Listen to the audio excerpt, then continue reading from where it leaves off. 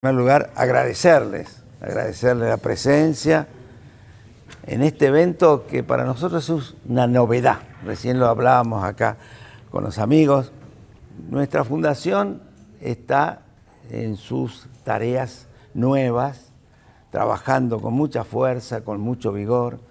Ya hemos realizado en este lugar y en otros lugares varios eventos de muy buena significación, estamos muy contentos y estamos instalando uno nuevo que se llama el desayuno de trabajo.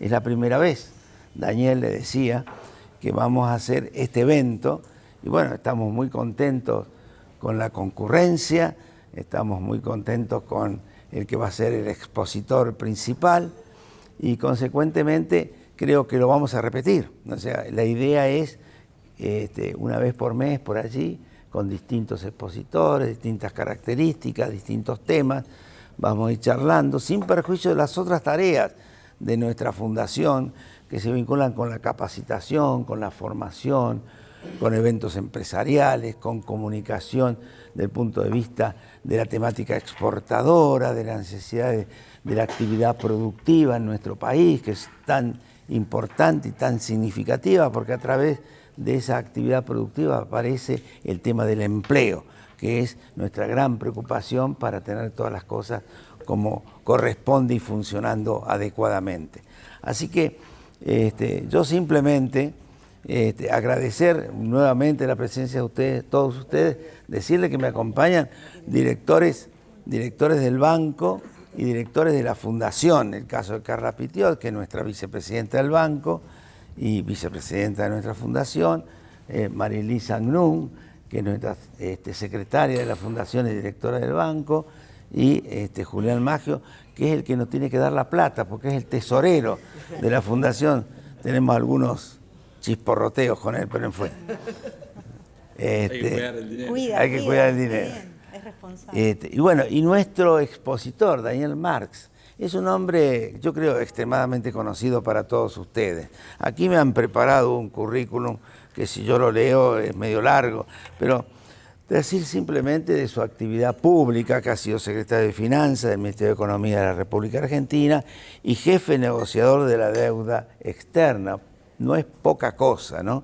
Y le hemos pedido que nos haga un pequeño análisis sobre momentos importantes del mundo y su relación, del mundo económico, y su relación con la Argentina, porque nosotros lo que pasa en el mundo nos toca, de todas formas nos toca, y es bueno saber qué pasa en el mundo, qué nos pasa a nosotros y cuál sería las posibilidades de ir mejorando nuestro posicionamiento en función de las expectativas que cada uno de nosotros tiene.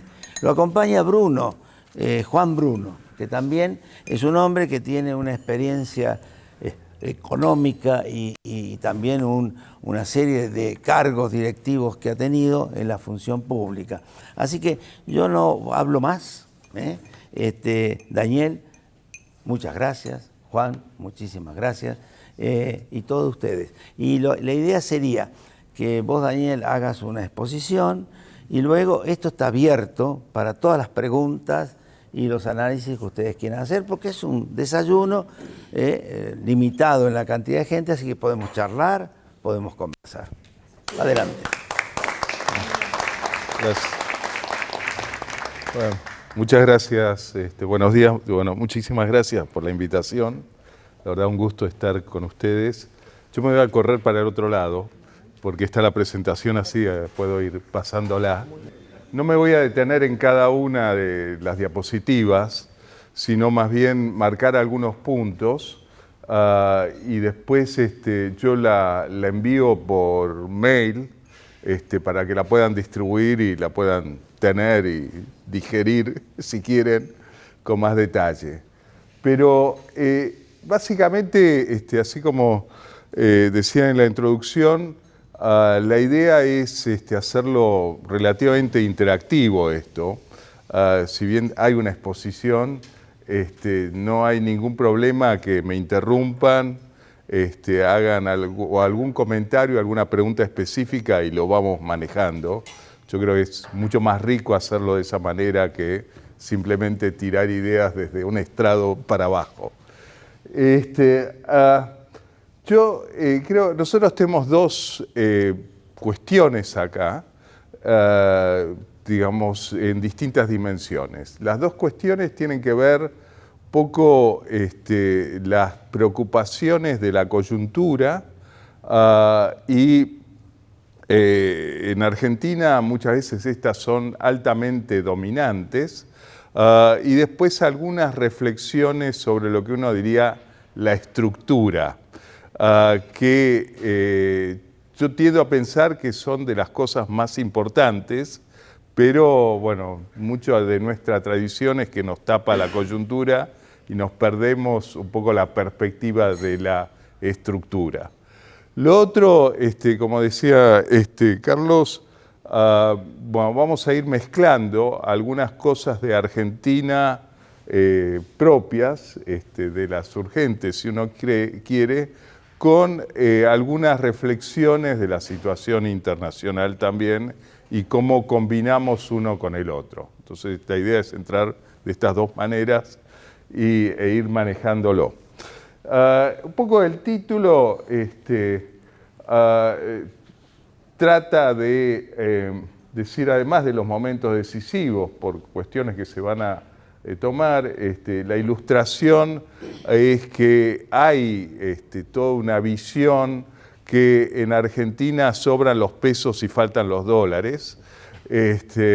Y como estamos en el banco y estamos hablando también desde una perspectiva financiera, empecemos un poco mirando esta cuestión.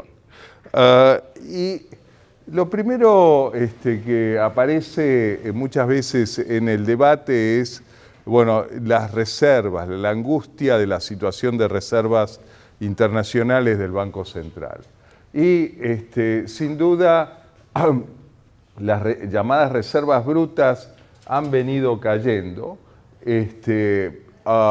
especialmente cuando uno toma el comienzo del año, en lo que fue el transcurso de los últimos meses, y lo que ha ocurrido, yo creo acá son algunas cuestiones particulares, digamos. Primero, la punta del fin de año es esta, y esto es por el desembolsos extraordinarios de particularmente el Fondo Monetario que se concentraron el último día del año pasado. Entonces, bueno, tenemos esta caída a partir de ahí, no porque el nivel de reserva sea holgado, pero bueno, esto es un factor. Lo otro es que, por supuesto, en lo que va del año, los pagos a organismos internacionales representaron unos 8.000 millones de dólares. Esto es antes de este último pago al Fondo Monetario. Y esto explica un poco, digamos, la cuestión de la relación Argentina-Fondo Monetario y cuáles son las proyecciones para adelante. Y después tenemos, sí, una cuestión que tiene que ver con la misma sequía que también dio un impacto extraordinario sobre falta de liquidación de divisas. Pero nosotros creemos que, digamos, varias veces escuchamos que esto iba a estallar porque las reservas no alcanzaban, entre otras cuestiones. Lo que creemos es que hay que mirarlo con un poquito más de detalle, y el más de detalle es que en realidad el cálculo que se hace muchas veces y que aparece de las llamadas reservas netas internacionales da bueno, números de 7.000 millones negativos, esa situación. Pero en realidad acá hay por lo menos dos cosas que mirar. Una es con qué liquidez cuenta el Banco Central, y lo segundo es si esto puede afectar o no la estabilidad financiera, en particular los depósitos en dólares que tienen los bancos comerciales. nosotros tenemos antecedentes de enorme trauma al respecto y acá existe, por supuesto, una sensibilidad extraordinaria. Entonces, un poco entrar en el balance del Banco Central, el Banco Central muestra y publica las llamadas reservas brutas que están en estos 26, estuvieron acá a julio, principio de julio, 26.600 millones de dólares. Disculpen, esto no está del todo actualizado, pero bueno, hay algunos atrasos, pero los números son más o menos en la misma dimensión. Y de eso sí, dicen, bueno, ¿cuánto hay en dólares en sí mismo? El equivalente a más o menos 13.000 millones de dólares. ¿Cuánto es otras monedas, especialmente el swap con China, los yuanes? 10.500 millones de dólares, pero también hay una contrapartida de 18.000 millones que son lo que el Banco Central le da al Banco de China un poco como garantía de esto, y hay que ver cuánto se convierte en liquidez o no. Y después hay otros conceptos que tienen que ver en el pasivo del Banco Central, la liquidez que tienen los bancos comerciales en el mismo Banco Central como reflejo de los depósitos en dólares que ellos captaron 10.000 millones de dólares. Hay de CEDESA, que esto es garantía de los depósitos, la parte de dólares de ese fondo de garantía, 2.100 millones de dólares, y el BIS, el Banco Internacional de Pagos, unos 3.000 millones de dólares. Ahora, lo que tenemos que ver es precisamente qué es lo que se puede usar o no de eso. Entonces, en concreto, nosotros decimos que hay de las divisas, estamos hablando de la parte, si uno quiere, bruta de las reservas del Banco Central, excluyendo el swap con China, son 12.000 millones de dólares. Bueno, lo vimos ahora en estos últimos días, del swap con China, se va renovando, digamos, es algo que el Banco Central, la próxima renovación formal está a fin de agosto, ahora, este mes, y esto los chinos con todos los países que tienen estos swaps los van renovando, pero no le da acceso a liquidez total. Si no lo ha anunciado, fueron 10.000 millones de dólares equivalente, más o menos. De eso se usó una gran parte, en lo usado, por ejemplo, para el pago al mismo Fondo Monetario, para importaciones de China y otros países, también se usaron. Por ejemplo, hay firmas que tuvieron acceso a divisas a través de los yuanes para traer productos de Brasil, y eso fue disminuyendo, por supuesto, esa disponibilidad de los 10.000 a... Acá quedaban 2.500, bueno, se supone que al día de ayer esto volvió a caer. Pero, dicho esto, acá estamos suponiendo que lo de CEDESA en particular, que muchas veces en los cálculos se disminuye de las llamadas reservas netas, esto también se renueva. Esto ya viene renovándose desde el 2009, y es operaciones intrasector público, llamémoslo. Sirve como garantía de los depósitos, ¿sí?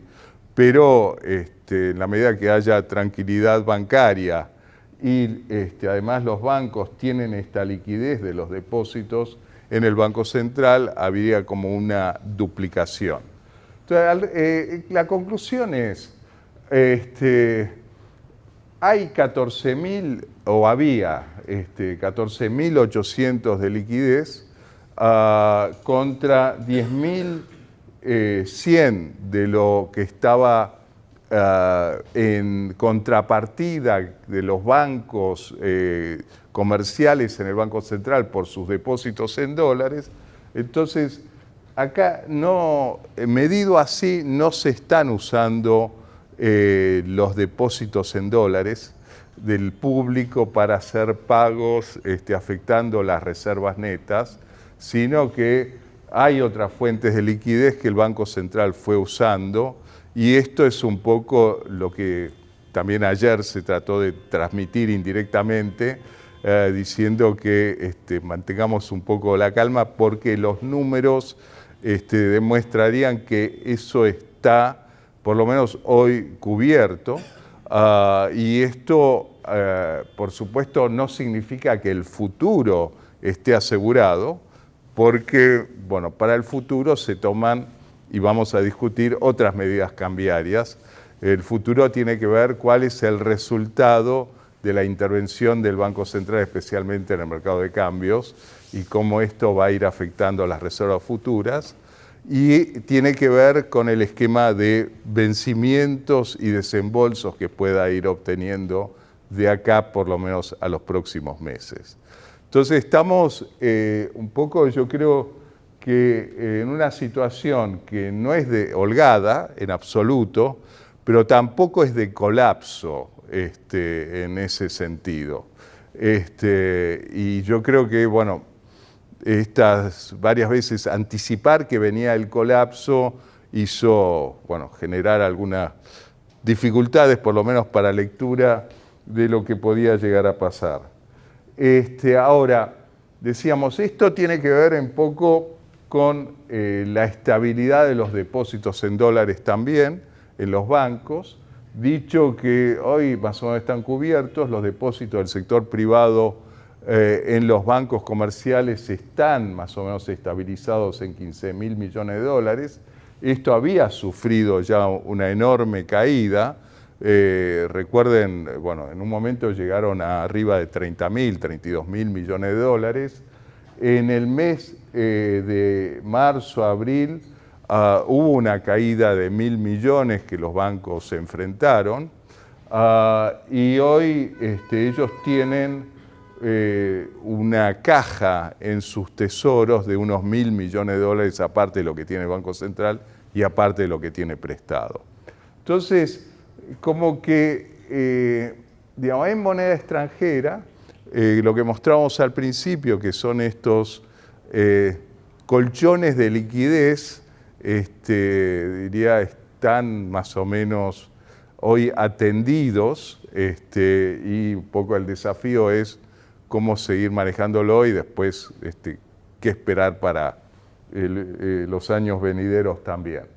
Pero decíamos, el otro factor, aparte de la intervención en el mercado cambiario, son los vencimientos. Y en los vencimientos de los próximos meses, bueno, el de julio ya ocurrió, ya se pagó ayer, se destaca, acá vemos, estamos hablando de moneda extranjera, organismos internacionales, bancos y bonos. Se destaca acá el mismo Fondo Monetario, estos 2.700 millones que se pagaron ayer se repiten en octubre, y después, bueno, hay otros pagos de 900 en septiembre y en diciembre, y aparte están los pagos de intereses de estos 600, 700 millones de dólares en trimestrales.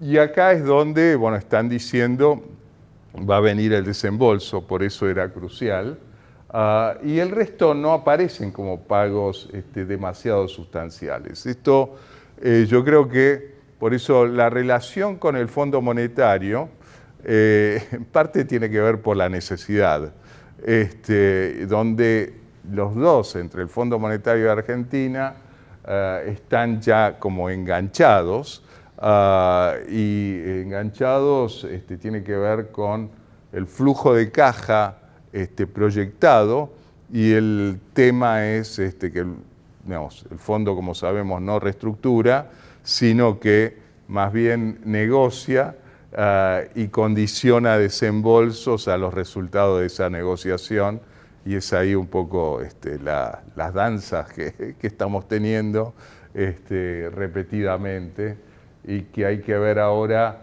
los 7.500 millones anunciados si vienen en agosto o se van a repartir un poco en los meses siguientes, porque el Fondo Monetario en realidad, decíamos, también se siente obligado y sabe que si no desembolsa, no cobra, pero el no cobrar, hay gente dentro del mismo Fondo Monetario que dice que ellos lo pueden absorber, entre comillas, porque si bien Argentina es el deudor más grande individual con el fondo, Argentina representa alrededor del 5% del capital como exposición de riesgo de crédito.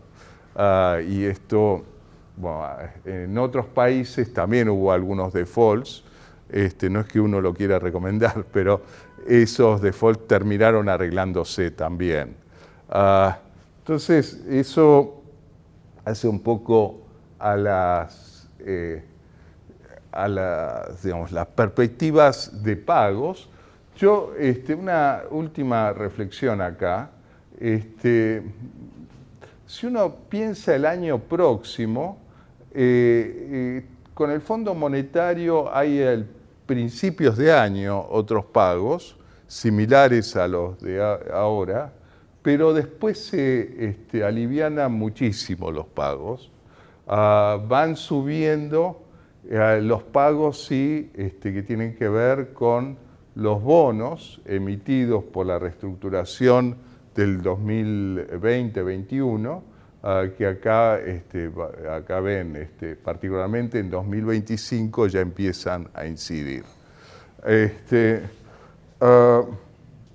Ahora, no voy a entrar en los detalles de las medidas cambiarias, pero acá las medidas cambiarias lo que están buscando es precisamente obtener un resultado de intervención, el llamado mercado único y libre de cambio, que es como está nominado.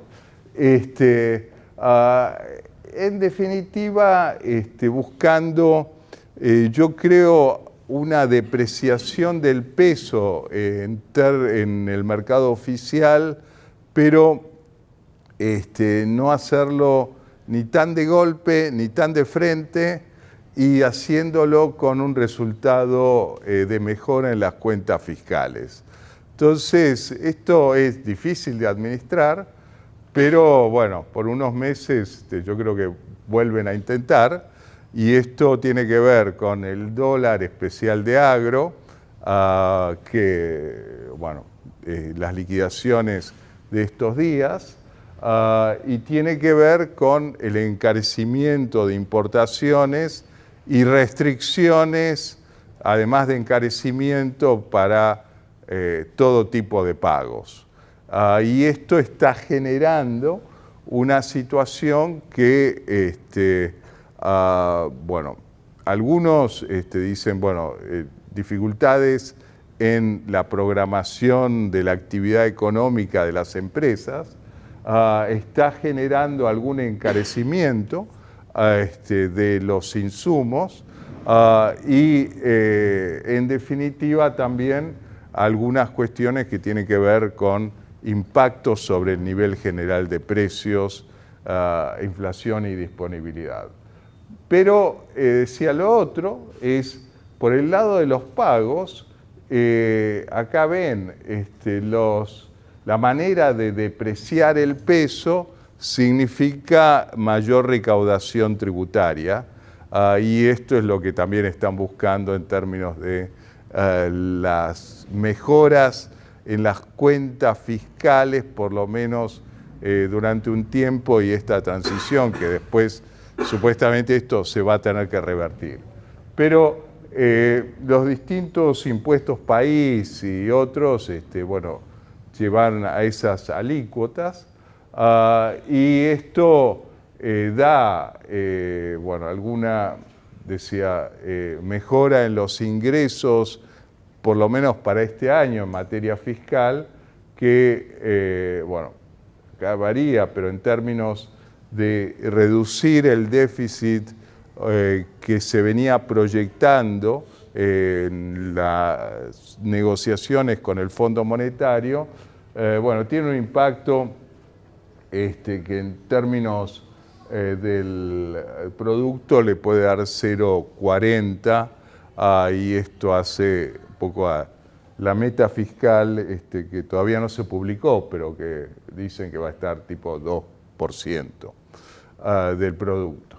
Ahora, en materia cambiaria, está la otra reflexión, es si el tipo de cambio cuán bueno o malo es. Y acá no hay una medida certera, llamémoslo. Lo que hay es, bueno, algunos elementos que influyen desde ya sobre la visión del tipo de cambio y que hacen a que uno pueda moverse o no en la programación de la actividad incluso de cada una de las empresas. Ahora, si nosotros miramos la historia de la relación peso-dólar ajustada por inflación, y acá estamos hablando desde 1970, notamos que ha sido extraordinariamente volátil, es esta línea colorada, bueno, da por supuesto acá un promedio, pero los momentos estos de dólar alto, peso bajo, han sido momentos donde el riesgo percibido, aparte de la situación internacional objetiva, se montaron uno sobre el otro y llegaron a situaciones de huida de los pesos muy grande y depreciación extraordinaria del peso en consecuencia. Estos momentos, acá está puesto en la relación peso-dólar tomando los precios de julio de ahora para poder entenderlo más fácil. Entonces, si uno dice el tipo de cambio oficial de julio, peso-dólar estaba en 270, en el momento de la hiperinflación de fines de los 90, llegó a un pico de 1.300, en el llamado Rodrigazo y demás, bueno, depende del momento, bueno, pero estábamos alrededor de 800 a 1.000, y hoy también el llamado contado con liquidación está alrededor de 550. Entonces, si uno mira, perdón, otro punto por ahí uno dice, el marzo del 2002, la salida de la convertibilidad y toda la inestabilidad que hubo, estuvo en 600. Entonces, si uno mira esto como pauta de más o menos si el peso está caro o barato, uno diría, bueno, tomando el contado con liquidación, el peso está muy barato, el dólar está muy caro, y tomando el oficial no es tan así, digamos, acá bueno, tenemos esta brecha de 270 a, bueno, depende del promedio que uno tome, de 290 y 330. Entonces, acá uno dice, bueno, pero ¿cómo se maneja esto y qué le da el equilibrio? Yo creo que acá es donde empezamos a reflexionar si bueno, la situación internacional está favorable o desfavorable, porque en estos momentos también hubo shocks externos adversos, y además la percepción de riesgo local, cuán controlada está o no, que amerite o no la huida del peso en consecuencia y los efectos sobre la inflación y cómo uno contiene a su vez la demanda de los pesos en estos momentos. Entonces, yo creo que si uno diría, bueno, por casualidad o mágicamente uno llegase a unificar el tipo de cambio de un día para otro, bueno, y la perspectiva sería también en esa situación, si además de unificado desaparece o disminuye sustancialmente el llamado riesgo país, y además uno dice, en consecuencia, la tasa de inflación futura no va a castigar la tenencia de pesos, bueno, tendríamos algo que estaría entre uno y el otro, pero no estaría en los 550, por eso lo llamamos caro. Pero mucha gente dice, bueno, estas condiciones no se dan, entonces se justifica para algunas personas pagar este precio. Pero además el tema es por los próximos meses. Mientras exista esta brecha cambiaria entre uno y el otro, la mayoría no le importa cuál ha sido el tipo de cambio histórico ajustado por la inflación y todo, sino cuál es la alternativa entre un tipo de cambio y el otro.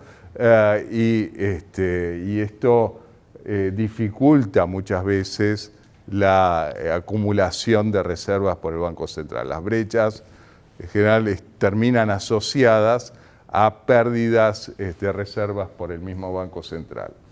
Ahora, si uno mira un ratito la situación internacional, esto es el dólar contra sus otras monedas.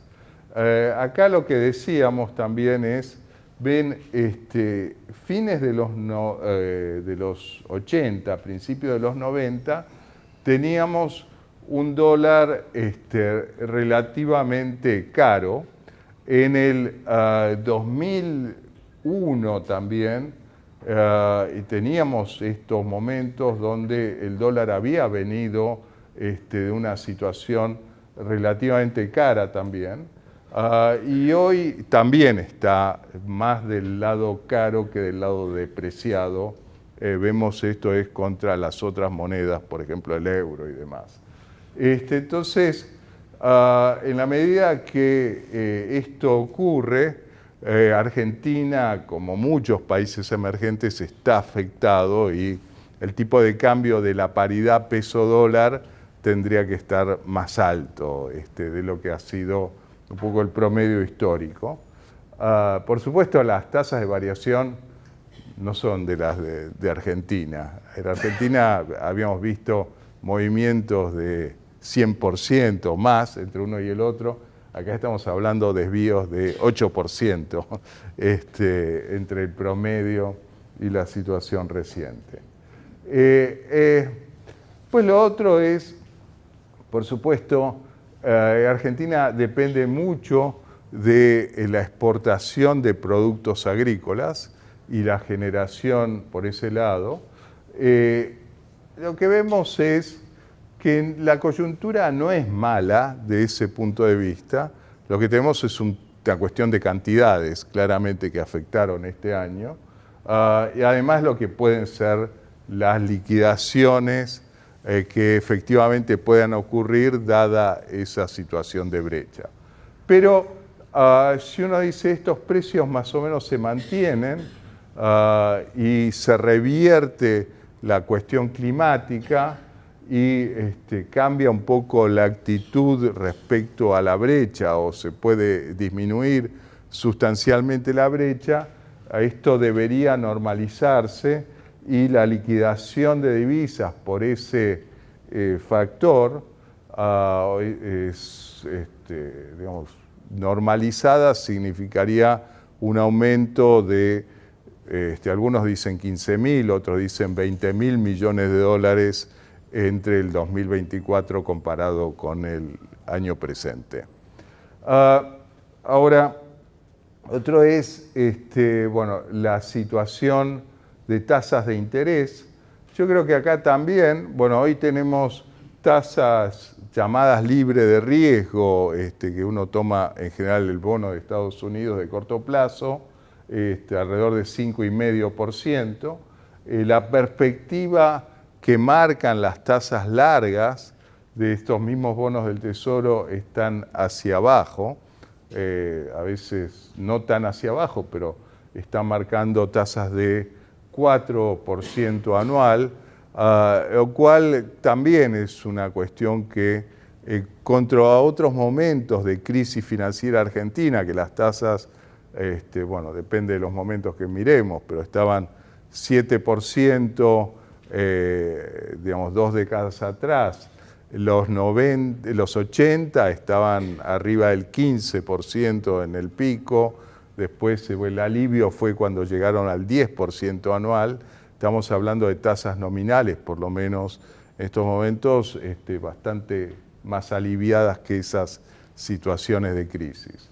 No es tasa cero, no hay perspectiva de tasa cero, pero tampoco es de las altamente desfavorables. Ahora, bueno, esto tiene que ver con las perspectivas de inflación, si hablamos un poco de la coyuntura internacional también. Ahí, hoy la herramienta monetaria de los bancos centrales se está usando fuertemente, y esto significa que las tasas de interés reales en el resto del mundo van a ir tendiendo a ser desde menos negativa hasta positivas. Estados Unidos de los primeros, China también, y esto para bajar las tasas de inflación y aún bastante más y mantenerlos en esos niveles más aceptables. Los niveles más aceptables no son los que estuvimos viendo en las últimas décadas, no es cero de tasa de interés, no es casi cero en precios, a 2%, sino, dicen, bueno, entre 2 y 4% en la práctica de movimientos de inflación internacional, pero cayendo de los niveles de 10 que tuvimos hace unos meses y absorbiendo un poco los excesos monetarios y de gasto que hubo en varios de estos otros países. Aparte de los shocks que tienen que ver con guerra y demás, que nos ignoramos, pero yo creo que estuvo uno con el otro. Una reflexión respecto entonces a los bonos en dólares de Argentina. Nosotros tenemos que el llamado rendimiento de los bonos sobre el bono de Estados Unidos, tomando lo de 10 años y en dólares, está como 20 puntos por encima, lo cual es digamos, muy fuera de línea con lo que uno diría los países emergentes. El global da promedio 3,4% anual, los latinoamericanos 3,8% anual. Entonces, acá uno dice, bueno, si todo se normalizase en Argentina y Argentina evita caer nuevamente en una situación de default, porque están un poco los números y el ordenamiento que un poco insinuábamos, esto debería normalizarse también. Yo, acá si alguien quiere jugar, acá tenemos un ejercicio que si es la tasa de descuento aplicable a bonos argentinos pasase a ser el 15% anual, en lugar del 20 y algo por ciento anual, casi 25 actual, habría una apreciación de capital notable, que bueno, poco haría cambiar un poco las perspectivas también de lo que se percibe de riesgo país y demás. Pero acá decimos bono por bono, pero digamos, si aplicando esta tasa uniforme del 15% de rendimiento, la apreciación de capital promedio que nos da en dólares está arriba del 60%. Y esto, digamos, de vuelta, es tasa del 15%, cuando, bueno, hoy Lo comparable en esta materia sería Bolivia, Ecuador, Ecuador que viene de toda una situación política particular, pero el resto está, digamos, niveles nada que ver, digamos, y por eso nada que ver incluso con el 15 que estamos hablando para esa situación. Ahora, uno de los grandes desafíos que vienen para adelante, decíamos, también es el camino a la normalización. Y el camino a la normalización tiene que ver también, volviendo a la figura inicial, hay como una acumulación de liquidez en el mercado local que proviene, entre otras cosas, de atrasos de pagos con el exterior. Y estos tienen que ver en parte y principalmente ahora con pagos comerciales del sector privado, de compañías, que importaron por ahí, bueno, hay una financiación obligada ahora por las normas, y hay aparte una financiación dada por el no acceso, llamémoslo. Entonces, en lo registrado por el Banco Central, esa deuda, por ese concepto, creció tipo 10.000 millones de dólares en el último año, y esto debería tender a crecer también en los próximos meses, y algunos dicen, bueno, va a llegar a algunos niveles entre 15.000 o algo más de millones de dólares. Eso hoy está dando parte de financiación que está dando vuelta en las colocaciones de deuda privada locales, colocaciones del mismo sector público que captura esa liquidez a través de las emisiones del Tesoro. Yo creo que acá hay que ver, porque si uno liberase de un día para otro el mercado cambiario, bueno, habría como una demanda contenida de divisas acá que se volcaría. Entonces, bueno, ya cada vez más se habla de no soltar el cepo de un día para otro, sino ir administrando la cuestión de manera de nivelar ingresos con egresos, y hay distintas fórmulas que están empezando a mencionarse para diciembre, y esto tiene que ver, porque decíamos un poco cómo uno va transitando hacia la normalización, y es partiendo de una situación donde hay liquidez, pero hay que atender el flujo para adelante, y el flujo para adelante está conteniendo esta cuestión que va a haber que desarmar también. Pero en definitiva, esto yo creo que visto de otra forma nos está dando, bueno, nos está dando que hay creciente formación de financiación a través del mercado de capitales, más allá de lo bancario. Esto es emisiones que van desde pymes, usando SGRs o no, emisiones de compañías y emisiones del mismo sector público en el mercado local, que está tomando esto, y que parte de, yo creo, el desafío para más adelante es que, aunque esto ha sido creciente, los volúmenes siguen siendo relativamente bajos comparados con otros países. Y en consecuencia, es cómo convertir todo esto en inversión, que yo creo que es de los temas de estructura que hablaba al principio, que muchas veces uno se va perdiendo en la coyuntura y se olvida que acá hay algo que por lo menos hoy está y que debería crecer sustancialmente más y transformar un poco esto en un círculo más virtuoso donde la financiación juega un rol y con eso movilizar un poco los factores de inversión.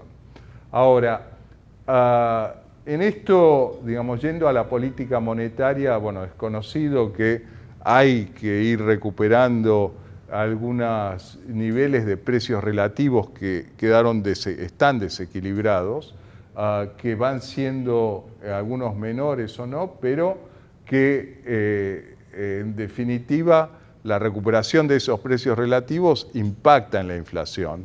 Entonces no hay magia acá, yo creo. Si uno va a depreciar el tipo de cambio, por lo que veíamos antes, bueno, algo de inflación va a haber. Uno dice, bueno, ¿a cuánto hubo anticipado? Pues es probable que muchos productos de consumo ya hubo como incorporación de otro tipo de cambio que el oficial en la formación de precios, pero hay otros elementos importantes, como ser combustibles, varios de los servicios públicos que no tomaron en cuenta un tipo de cambio distinto del oficial y sobre eso incluso se quedaron atrás. Entonces, eso yo creo que indefectiblemente estas correcciones tienen un impacto sobre la inflación de corto plazo. Uno dice, bueno, en el largo plazo por ahí va a ser distinto porque las correcciones en un momento se frenan y vuelve a algún equilibrio en materia fiscal, pero en el interín, digamos, la transición no significa que baje la inflación, sino que probablemente suba. En eso, el Banco Central yo creo que está también tratando de mantener algún equilibrio, y esto es tasas de interés reales positivas, es lo que está apareciendo, y en la medida en que la gente se sienta remunerada sumadas a las restricciones, bueno, se supone que esto después debería ver cómo se canaliza efectivamente para que sea una transición ordenada. Ahí, bueno,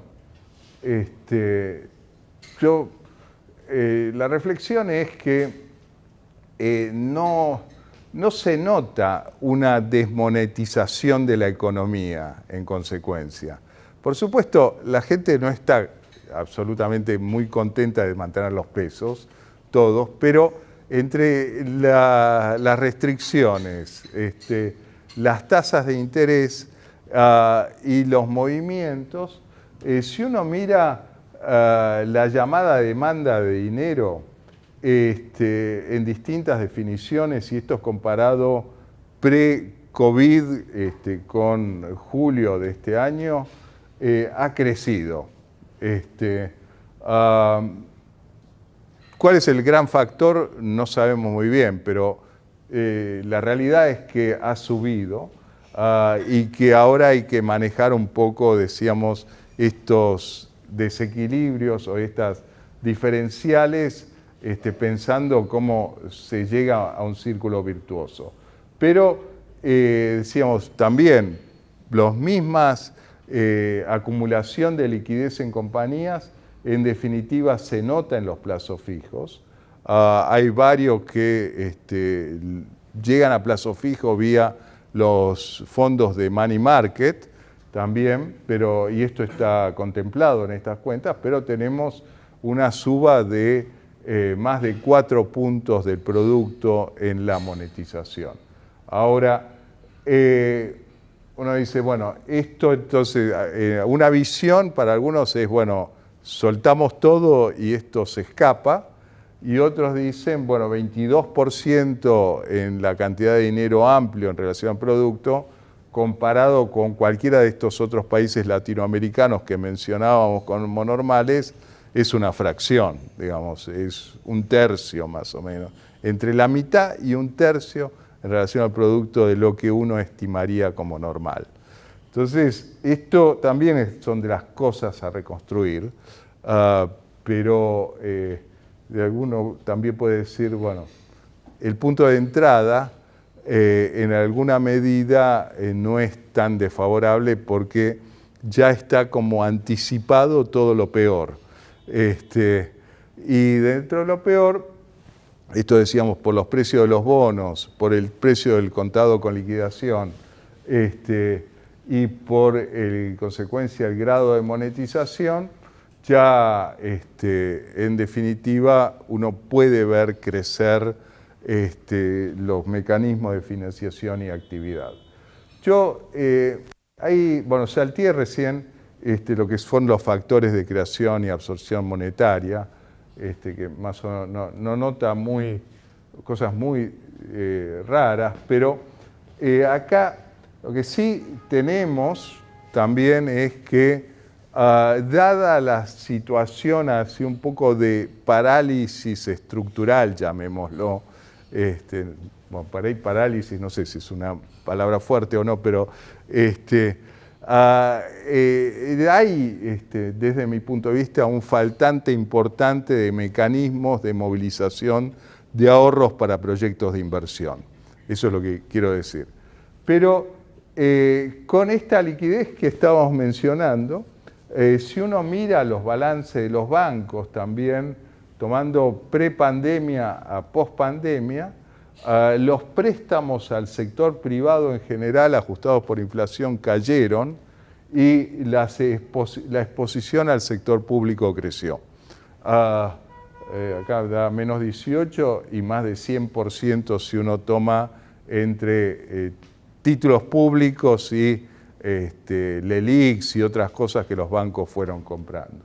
Entonces, hoy del riesgo de crédito que tienen los bancos, hay tipo 60% en el sector público y 40% en el sector privado, y acá vemos lo que han sido las proporciones a lo largo del tiempo, y esto es lo que me parece que hoy uno diría, es algo que no debería explotar, como se ha dicho, sino que simplemente ver cómo esto debería ir creciendo, aprovechando necesidades del sector público que se van disminuyendo y digamos, incentivos de vuelta o momentos de movilizar los recursos por movimiento del sector privado, que yo creo que cualquiera que gane las elecciones se va a encontrar, ya sabemos, con que el sector público no tiene prácticamente capacidad de financiarse, salvo ir renovando y un poco más, y el sector privado debería estar movilizando varias de las iniciativas que estarán reguladas o no y guiadas por la actividad pública, pero que tendrán que tomar el riesgo empresario, si uno quiere, correspondiente. Bueno, esto acá está ilustrado como la liquidez dio también sobre los bonos. Estos son bonos en dólares, emitidos localmente, cada vez tasas inferiores. Incluso hubo empresas que han llegado a emitir acá localmente a tasas de interés por debajo de lo que se entiende lo libre de riesgo de Estados Unidos, los bonos del Tesoro. Bueno, esto demuestra un poco que está la liquidez y hay alguna propensión a tomar este tipo de riesgos. Si uno mira también un poco para adelante, yo quiero hacer algunas reflexiones. Una, se habla mucho del ancla fiscal para adelante. No es que yo quiera subestimarlo, pero me parece que faltan elementos en consecuencia. Los elementos que faltan tienen que ver, es mucho más fácil declamar el ancla fiscal que implementarlo, como sabemos. Y en la implementación tenemos la parte de ingresos y la parte de gastos. La parte de ingresos, uno dice la presión tributaria en Argentina es extraordinariamente elevada. Este año hubo una caída muy fuerte de ingresos vinculados al comercio exterior, para el fisco y que el año que viene se revertirían. Eso es probable, especialmente si uno además dice, bueno, hacemos tipo de cambios especiales o una devaluación de frente o no para muchas de las exportaciones. Y esto ha venido ocurriendo ya, pero los volúmenes son los que afectaron. Entonces, eso por el lado de los ingresos, pero también habrá que ver cómo uno realinea la cuestión tributaria, porque parte de las medidas tomadas este año fueron adelantar recaudación que por ahí vendría el año próximo, vía los anticipos o de distintas formas, ¿no? Que están dando vueltas. Pero por el lado del gasto, para el sector público nacional, vean que las prestaciones sociales, esto incluye jubilaciones, pero no exclusivamente jubilaciones, explican mucho más que lo que serían los sueldos. Bueno, es más que el doble, acá gasto de funcionamiento y demás. Ven, 6 millones, esto es acumulado los primeros 6 meses del año, 6.600.000 contra 1.800.000 de gastos de funcionamiento que incluye los sueldos del sector público nacional. A nivel provincial estamos hablando de cosas distintas, pero en la nación esto sabemos, algunos dicen, bueno, está muy afectado por la inflación y la manera de bajar el gasto en términos reales ha sido la inflación vía la indexación demorada de las percepciones, pero bueno, acá no es nada fácil socialmente manejarlo. Y la otra cuestión son lo de los subsidios económicos, particularmente energía, pero esto ya en parte está en marcha. Entonces yo creo que cuando se habla de déficit cero para el año que viene, si uno hace todas las correcciones, bueno, está partiendo de arriba de 3 puntos del producto hoy, yo diría alrededor de 4, y uno dice, bueno, ¿por dónde toco? Entre mayor recaudación y menores gastos,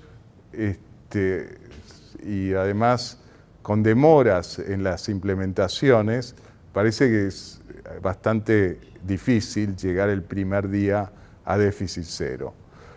Pero, bueno, esto es algo que veremos, especialmente en lo que hace a tarifas de servicios públicos. Ya hay parte que se está aumentando, parte que con una devaluación de real no sé si se va a trasladar inmediatamente. Me da la impresión que no, porque hay temas incluso de audiencias y demás que hay que ir contemplando, aparte de lo que puede ser la aceptabilidad. Pero esta es una cuestión respecto a la parte de pesos y fiscal. La otra, en cuanto a financiamiento, es, bueno, va a haber vencimientos que este año ya no, de la deuda del sector público, del Tesoro, decíamos, están las LELIQs por el central, que más o menos, si hay estabilidad, llegarían también a irse renovando. Por la parte del Tesoro Nacional están estos vencimientos a principios del año próximo, especialmente ahora mucho está vinculado a tipo de cambio, los llamados dólar link o duales, que, bueno, acá sí va a haber un desafío y va a haber que ver cómo se renuevan, pero una sensibilidad a ajuste de tipo de cambio afectaría a estos pagos también. Y bueno, yo creo que acá la gran mayoría, bueno, aparte de lo que es intrasector público, tiene que ver con tenedores institucionales que se está hablando ya de sentarse y ver cómo se reperfila, pero voluntariamente, no a través de decretos, Y esto me parece posible porque desde el punto de vista del tenedor tampoco hay demasiadas alternativas. Hasta que uno movilice todos estos otros fondos para otro destino va a tardar. Y en consecuencia es también como una conversación forzada entre unos y otros que debería por lo menos llevarse adelante de manera no tan traumática. Respecto acá hay una reflexión, la deuda del sector público en relación al producto, en Argentina hoy nos está dando alrededor del 50% del producto, y esto tiene que ver con las cotizaciones de vuelta de los títulos. 50% del producto comparado con otros países, a ver si lo tengo, sí, acá está por el promedio, si uno quiere, más bajo que Brasil, más alto que Perú y Chile, pero lo que pasa en Argentina, la porción de moneda extranjera es muy fuerte. En Brasil acá tenemos 6 puntos del producto en moneda extranjera. En Argentina, tomando una definición consolidada y sacando duplicaciones, tenemos un 27%. Si hay un ajuste de tipo de cambio en términos reales, como que hablábamos antes, esta porción va a subir. Si el ajuste es 30%, la relación de deuda-producto, acá vemos, la neta pasa a ser 60%, la bruta pasa a ser 80%, pero también en la parte de pagos, los que tiene que ver con moneda extranjera, tiene un perfil de vencimientos mucho más largo que lo que es moneda local. Entonces esto también hace que los pagos en moneda extranjera en relación al producto a mí me parecen manejables, especialmente si uno va en una situación normal y da una perspectiva de normalización de Argentina y consolidación. Y acá es la última reflexión. La última reflexión es, yo decía, estructuralmente Argentina muestra esta evolución del producto. Esto es tomando un periodo muy largo, desde 1980 a la fecha. El producto en términos reales se duplicó, en el mundo se multiplicó por 4 en el mismo periodo. En Latinoamérica, promedio, incluyendo Argentina en ese promedio, pasó de 100 a 270, en Argentina era de 100 a 200. O sea, esto es parte de la cuestión que yo decía de estructura y cómo la cuestión va a cambiar también. Hice una cuenta de los últimos 10 años, si Argentina hubiese crecido como el promedio del mundo, tendría un producto de 30% arriba de lo registrado. 30% arriba de lo registrado, tomando una presión impositiva de la mitad de la que está vigente sobre esa diferencia, daría superávit fiscal y con este nivel de gasto, aparte de lo que uno pueda hacer o no con el nivel de gasto. Entonces, yo creo que por eso lo de la estructura, la movilización de recursos, etcétera, es donde deberíamos tratar de enfocarnos mucho más y de ahí ir manejando la agenda un poco desde el objetivo a cómo nos movemos para ir, decía, regularizando las cosas, pero buscando ese objetivo y no tanto por regularizar o no regularizar, desviándonos de esos objetivos de funcionamiento. Entonces, yo creo que, bueno, uno dice, para el año que viene estará la cosecha normalizada, viene el gasoducto en mayor funcionamiento, está toda la cuestión de energía, minería, pero parece que hay una cuestión bastante más profunda y más allá de eso, que es la que realmente hace mover toda la economía, que hace precisamente a generar ese círculo virtuoso que tendrá que ir más allá de si llovió o no llovió o la coyuntura nos favorece en ese momento.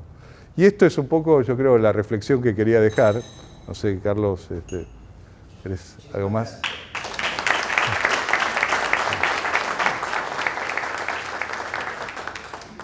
La discusión, o mejor dicho, el objetivo es crecer. No hay otra cosa. Tenemos que crecer y a partir de allí resolvemos todos nuestros problemas. Y eso se llama producción, y eso se llama trabajo, y eso se llama la Argentina en crecimiento, y es lo que tenemos que buscar todos. Es la gran tarea, el gran desafío, y yo creo que lo vamos a lograr. Así que muchísimas gracias por tu exposición y adelante con las preguntas. Sí, yo, Daniel, te quiero preguntar, así rompo el hielo. Me quiero centrar en esto que vos estás planteando, que es justamente una de las razones para impulsar las reformas estructurales que tiene que llevar adelante la Argentina, ¿no? Esta comparación que vos hacés respecto al crecimiento de otros países, nosotros estamos un 30% por debajo de ese crecimiento. ¿Y cuáles son las cuestiones medulares respecto de las cuales tendríamos que trabajar en la Argentina para poder garantizar? Yo te escuchaba con solamente un porcentaje respecto de la presión tributaria que se ejerza en virtud de ese crecimiento, nosotros hoy estaríamos en una situación de superávit y no tendríamos que estar padeciendo las restricciones que tenemos. Bueno, ¿cuál sería el sendero que tiene que llevar adelante la Argentina para este tipo de reformas estructurales que bueno, en algún momento claramente tenemos que encarar? Creo que el gasoducto Néstor Kirchner plantea una vuelta de tuerca muy importante en materia de soberanía energética y en materia de balanza comercial energética y de balanza comercial en definitiva. Pero como esa, que es una obra de infraestructura que creo que es la más importante de los últimos 40 años en la Argentina, como esa obra concreta y esa definición y esa decisión que tomó el Estado para llevar adelante, ¿qué otras cuestiones vos ves como imprescindibles, importantes para dinamizar?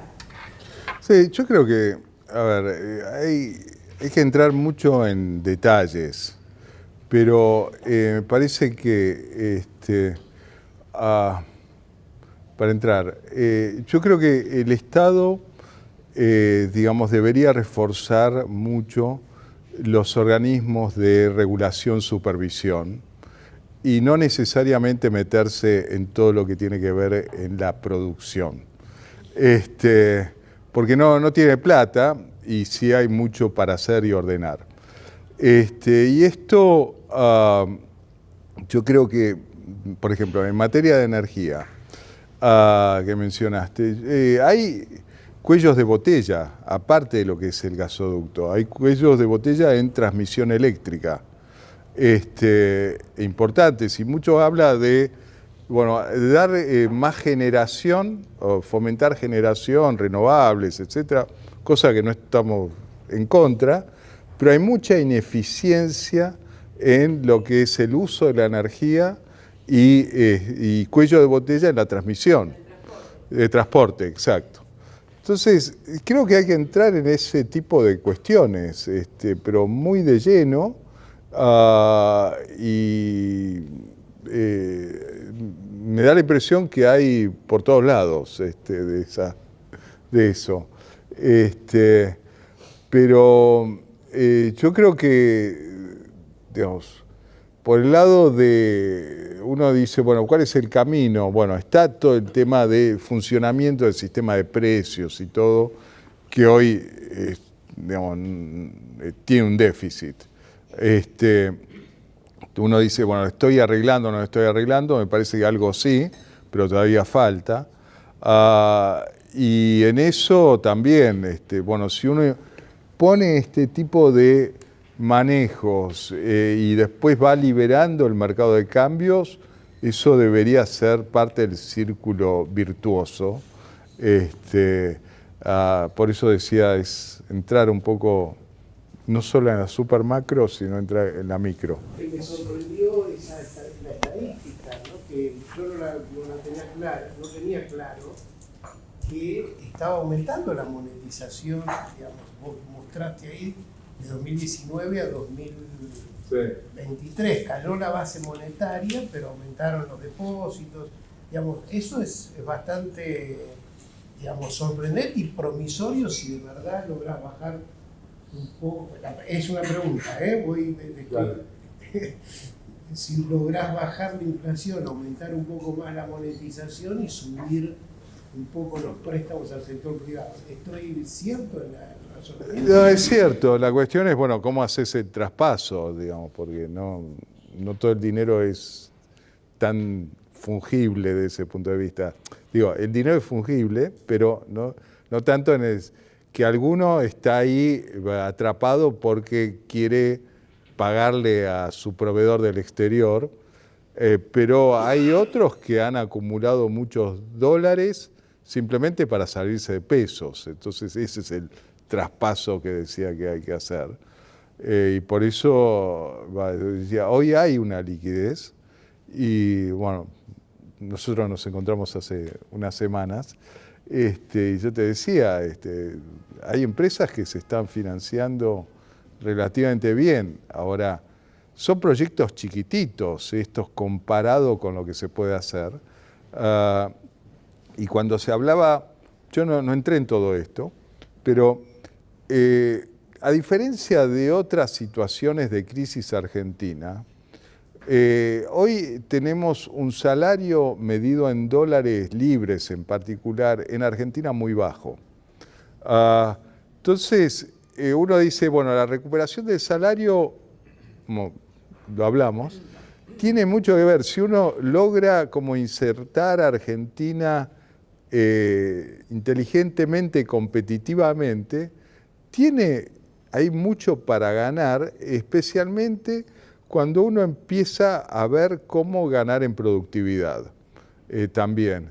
Entonces, hoy tenemos como esta potencialidad. Lo que pasa es que, bueno, uno dice, puedo estar peor, pero también puedo estar sustancialmente mejor y no parto de un desequilibrio que a veces generó devaluaciones para disminuir el salario. Hizo su posición, según Argentina por ahí, al lado de los swap de China, aproximadamente de $1.000 millones o equivalente. Y abajo hablaba de una garantía de Argentina de $18.000 millones. ¿Sí? ¿Es así? ¿Entendí bien eso? Sí, esto es así, es el tema de contabilidad. ¿Cómo se materializa y qué costo tiene el swap actual para Argentina? Bueno, no se conoce el contrato, pero lo firmado entre Argentina y China, pero se puede inferir algunas cosas. Primero, yo mostré el activo y el pasivo. ¿Cómo funciona el swap? Al principio era, Argentina le daba pesos a China y los chinos daban yuanes a Argentina por un monto equivalente al tipo de cambio de ese momento, y uno garantizaba lo otro. Pero esto es contabilidad, digamos, llamémoslo, porque decían, bueno, ese intercambio de monedas no generaba liquidez porque no se podía usar. Entonces aparecieron los anuncios que los chinos daban permiso a Argentina para que empiece a usar los saldos de yuanes que tiene, que recibió. Entonces esos permisos hacen que en la medida que Argentina lo use, el saldo en el activo caiga. Por eso el pasivo era de 18.000 al principio y el activo también. El pasivo sigue en 18.000 y el activo bajó a 10.000. Eso es lo que estaba reflejado en el cuadro. Entonces dice, bueno, ¿qué pasó con la diferencia? Se usó. ¿Los chinos van a querer cobrar la diferencia? Por eso yo dije rápido, parecería que no tienen apuro en cobrarlo. Y esto es una línea de crédito que le da el Banco Central de China al Banco Central de Argentina. Entonces, esa diferencia de los 7, 8 mil millones es un crédito, un adelanto en cuenta corriente, puesto en términos bancarios, que tiene un costo, sí. Ese costo no es conocido, pero la inferencia es que debe estar en yuanes. La tasa de yuan es más baja, la libra de riesgo más baja que la de Estados Unidos en estos momentos. China tiene inflación cero. Y esto podría estar en un 6% anual. ¿Cómo ve usted la estabilidad y la solidez del sistema financiero a partir del cuadro que mostraba que el 60% de imposiciones son en títulos públicos o diversos instrumentos públicos y el 40% es en créditos al sector privado, más aún que si hubiera que incluir los títulos públicos, pesos, hay una restricción monetaria producto del acuerdo con el fondo? ¿Cómo ve usted la solidez y estabilidad del sistema en función de ese gráfico que mostró? Yo creo que 60% de exposición al sector público nos dice es una porción significativa, muy alta. Yo creo que en la medida que el sector público tenga cuentas más o menos ordenadas y no haya motivos de corrida sobre el peso, yo creo que ahí hay una cuestión de distribución de riesgo dentro de los balances de los bancos, pero no habría una cuestión de liquidez, porque el pasivo deja que se siga refinanciando el activo, fundamentalmente el público. Ahora, digamos, hay que mantener, por supuesto, algún grado de solvencia del sector público. El grado de solvencia del sector público depende en todos los países y en Argentina también de cuál es la perspectiva de la economía.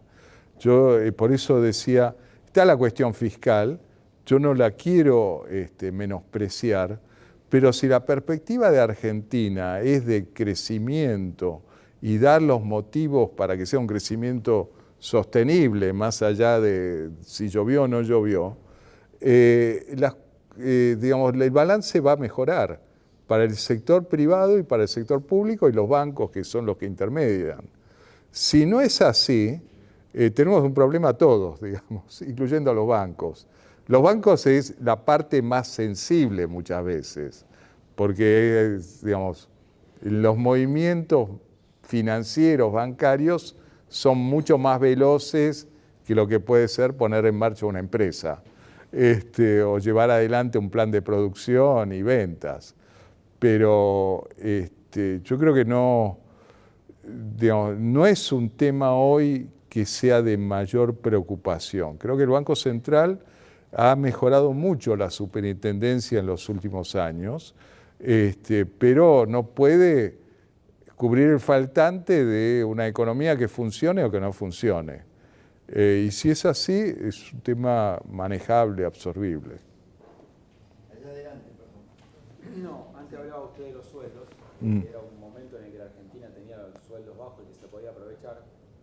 Pero sin embargo, cuando uno quiere exportar, en realidad estamos hablando de un dólar divisa y se genera que el sueldo no termina siendo bajo ni los servicios terminan siendo bajos. Así es. Sí, yo dije medido al contado con liquidación. Así es.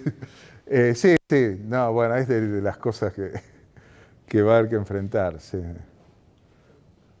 Pero yo, de vuelta, me acuerdo hace muchos años discutiendo sobre acceso a los mercados internacionales y los sueldos, un representante comercial de otro país, negociador comercial de otro país, decía, los sueldos no es todo, porque decía, si el problema de si solo medimos por el nivel de sueldos, el país más competitivo del mundo, de las Américas, sería Haití. Y obviamente no lo es. hay que poner otras cosas también ahí en la ecuación.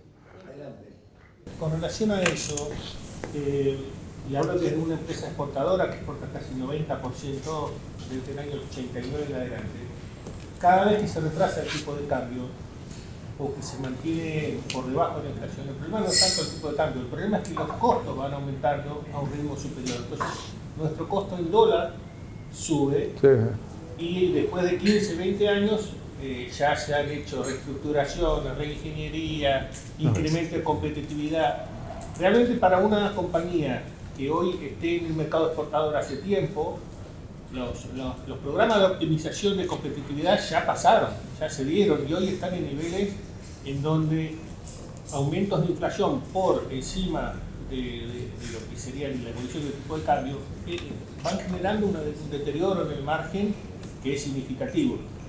Un año se puede aguantar, 2 años, pero Argentina se caracteriza por pegar esos saltitos y después pretender anclar la inflación con el tipo de cambio, y eso en general va en contra del sector exportador, que es el que está llamado a resolver la situación. Sí. Y ha pasado por distintas administraciones y esa tendencia de decir, bueno, no aumentemos el tipo de cambio para controlar la inflación, pero eso va deteriorando la capacidad exportadora. Correcto. Sí, sí, no, son de los dramas históricos. Yo no, cuando mostré lo de los gráficos de tipo de cambio, señalé que, bueno, en Estados Unidos contra otros países las monedas, desvíos del 8% y acá tenemos desvíos del 100%. Digamos. Y eso en la práctica pasa ahí, lo que acaba de escribir. Es que, bueno, entre el frío y el calor, bueno, se mueren cosas en el medio. Y a veces uno se agarra de esta cuestión, bueno, hago el ancla cambiaria, digamos. Entonces, el ancla cambiaria, en Argentina, distintas administraciones, como señala, cuando se dice, está como, dice, es el foco, es donde tenemos que concentrarnos, y terminamos manteniéndolo muchas veces a través de el Estado trayendo divisas, ya sea del fondo, de bonos o lo que sea, para mantener el tipo de cambio. Y después rebota, pero entre que se mantuvo ahí fuera del equilibrio de mediano plazo y el rebote que también está fuera del equilibrio de mediano plazo, tuvo efectos en la economía real sustanciales. Me parece que son de esas cosas que sí, ahí. La segunda pregunta es, en general el sistema bancario comercial tradicional le presta al que no necesita préstamos, porque pide toda una serie de reglamentaciones y de garantías. Esas garantías vienen, o esa rigidez en la parte crediticia, ¿viene de las reglamentaciones del Banco Central o son cuestiones que los bancos comerciales tienen margen? Porque es una de las cosas que explica también el bajo porcentaje de crédito para la producción sobre el PBI que tenemos nosotros en Argentina. Sí, bueno, hay lo que se llaman regulaciones prudenciales de este Banco Central y de otros bancos centrales. En general, digamos, el análisis de crédito de los bancos no tendría tanto que ver con las garantías subyacentes, sino con el flujo de caja proyectado. Claro, lo que pasa es que el flujo de caja proyectado es tan difícil de predecir acá y tiene tantos movimientos que dice, bueno, por si acaso me tomo una garantía. Las regulaciones del Banco Central favorecen algo las garantías, pero hay mucho crédito sin garantías también. Entonces, eso es una mezcla entre tratamiento regulatorio, funcionamiento de los organismos de supervisión y decisiones de política de créditos. Ahora, los bancos tienen una cuestión que es muy alto el costo de intermediación. Por eso, comparado con otros países y comparado con el mercado no bancario, Esto es una discusión eterna. Bueno, además estamos en presencia de la persona del sindicato bancario, pero hay costos de operación y costos de regulación acá que son muy elevados comparado con el resto, que también va a haber que acomodar. Y yo creo que además todo el mecanismo de funcionamiento de intermediación financiera en el mundo está cambiando de manera sustancial. Y lo que es la banca tradicional hoy está bastante más sometida a competencia por otras cuestiones que van desde mercado de capitales, la cuestión de manejo de dinero electrónico y otras cuestiones. Sí. Justo estaba pensando en todo esto, digamos, de cómo se viene hacia el futuro. Y claramente Argentina, por lo menos en los últimos 15 años de dinero de tasa cero en el mundo, como un capullo, digamos, donde eso prácticamente no llegó. Y teníamos la especificidad argentina con Latinoamérica, sacando obviamente Venezuela, que no amerita mucha comparación, es alta inflación o inflación mucho más alta del resto de los países y bajo nivel de crédito sobre el PBI, sobre todo comparado con países vecinos, no solo obviamente con otros países. Y en este mundo, digamos, con el avance de la digitalización y lo que uno va observando en los medios de pago, incluso a veces estas disputas que termina habiendo entre los bancos y la fintech por materia regulatoria, pero que a pesar de todas las regulaciones, quizás por los costos, que incluso a veces tiene costos de las redes, o a veces incluso tiene costos impositivos, la gente, el comerciante, prefiere o que le hagan una transferencia o que le paguen por Mercado Pago. Claro que no estamos en televisión, tampoco era mi objetivo hacer publicidad ahí. ¿Cómo, digamos, si detrás de todo eso, si no hay un desafío crucial para el Estado argentino, para el banco y también para el sistema bancario, que tiene una muy alta exposición al sector público y muy baja al sector privado, donde el sector bancario nacional y también sobre todo el privado termina peleando, digamos, en el margen con la fintech cuando tendría que estar ofreciendo todo con todos estos proyectos que hay a largo plazo o que podría haber, pero cómo romper también con esos 2.000 puntos de riesgo país que tiene Argentina, porque cada cosa que entra de afuera se le carga el riesgo argentino, sea una empresa que exporte el 90% o sea una empresa que vende al mercado interno. ¿Cómo recuperar esa soberanía monetaria en cierta medida?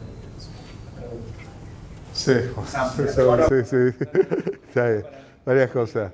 Pero una observación es, las empresas del sector privado en general se han podido financiar debajo del costo del sector público acá.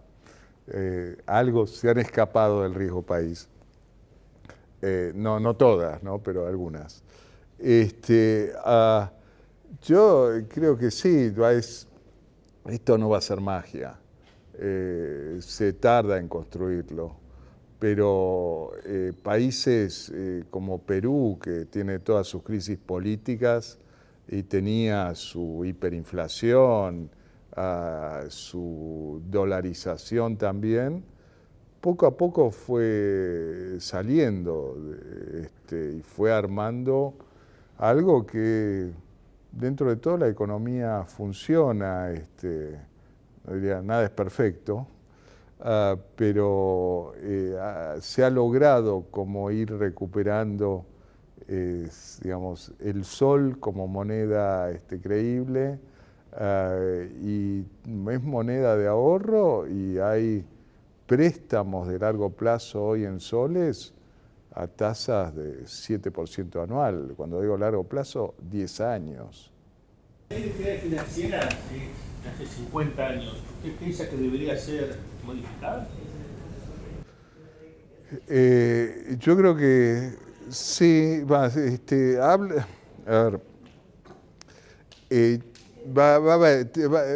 para mí hay que incorporar todo este fenómeno digital dentro de un esquema regulado. Y esto implica algunas definiciones de cómo hacer el ente regulador, si está dentro del Banco Central o no. Hay modelos en distintos países con distintas experiencias que hay que estudiar y acá va a haber que adaptar. Y eso puede también influir sobre qué se entiende como entidad financiera. Bueno, yo nuevamente darle las gracias a Daniel, mencionar la presencia de Nicolás Scioli, nuestro director del banco, que llegó un poquito más tarde, pero que está aquí con nosotros. Mencionar también de que el presidente del banco, Mariano Miguel, ha mandado una notita porque tuvo que viajar muy temprano a Tucumán por cuestiones del banco, pero felicita esta iniciativa y manda un saludo para Daniel Marx. Bueno, continuaremos con estos desayunos, ustedes serán nuevamente invitados y realmente te agradecemos, Daniel, porque has dado una buena charla, hemos tenido conocimiento de cosas muy técnicas y muy interesantes y bueno, nada, muchas gracias.